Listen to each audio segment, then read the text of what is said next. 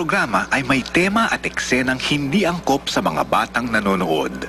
Patnubay ng magulang ang kailangan. Mga balitang showbiz na laging dinideny. Mga chikang naririnig lang sa chismisan sa kapitbahay. Showbiz News bukas.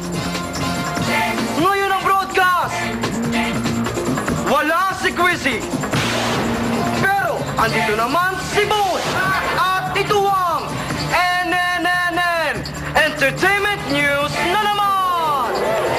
Solo na naman ako ngayong hapon dahil kasalukuyang wino-workshop pa ni Quizzy si Baby James para sa role nito sa kanilang nalalapit na teleserye. Go, Baby James! Ninong so proud of you! Heto na ang mga best na chika na intriga Coswebes is the best! At para sa una nating chika, Manny Pacquiao at Cristal Ranillo, muntik nang abutan ni Chinky Pacquiao ang eksklusibong intrigang iyan na pinag-uusapan ng bayan. Pasasabugin na! Wag kayong manonood ng boxing ng sabay! Wag kayong pauhuli sa paparazzi! Paparazzi! Ay! No na! Nandito po tayo ngayon sa shooting ng Film Fest entry ng pambansang kamao na si Manny Pacquiao at ang kanyang leading lady na si Cristal Ranillo. Kamusta Manny and Cristal?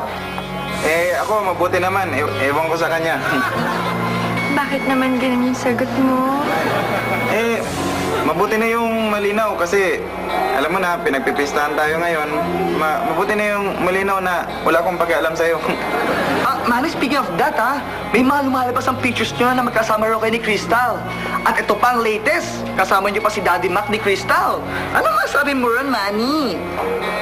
Well, for me, yun lang ba ang basehan yung picture? Ang dami-dami nagpapapicture sa akin walang katotohanan yan. Di ibig sabihin nito, ang dami ko ng karelasyon. Anong ibig sabihin mo, Manny? Kagaya nito, may mga dala kong picture. Ayan. Ayan. Ito pa. Actually, kung dinala ko nga lahat ng mga picture na may mga kasama ako, baka umabot ng 3 million. Dito mo, buong Pilipinas nagpapapicture sa akin. Ano yun, karelasyon ko yun. Parang hindi ko naman yata kaya yun. Paano ko ma-divide yung sarili ko per seconds? So, di pala kayo magkarelasyon ni Cristal? Walang katotohanan yan.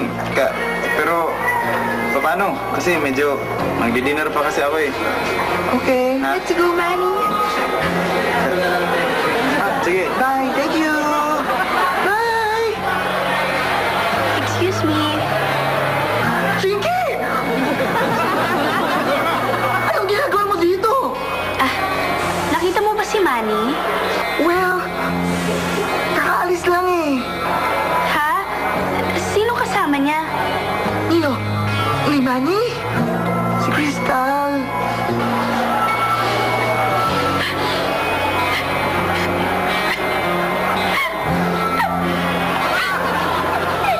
Chiki, stop crying na.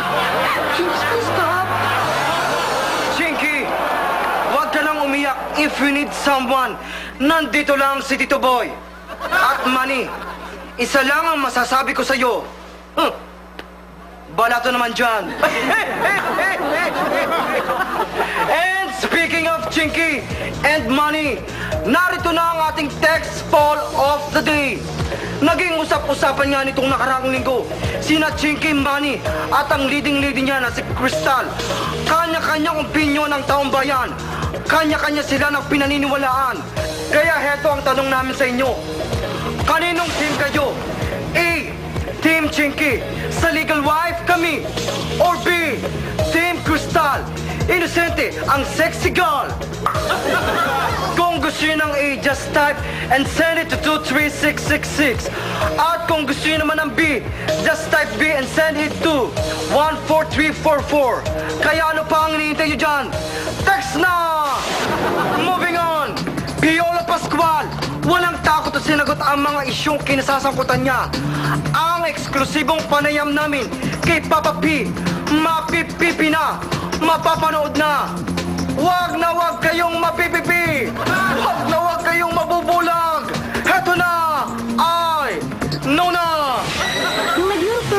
Heartthrobs concert, dumaan ba kayo sa Paris? Mahal ang Paris eh. London lang kami, hindi kami nakadaan ng Paris. Wala. Tapos na yung taping ng Lovers in Paris. Sa Paris na lang kami pumunta. Sa Paris, kumain kami sa Paris. Ano ang edge ni Carlo kay Martin sa Lovers in Paris?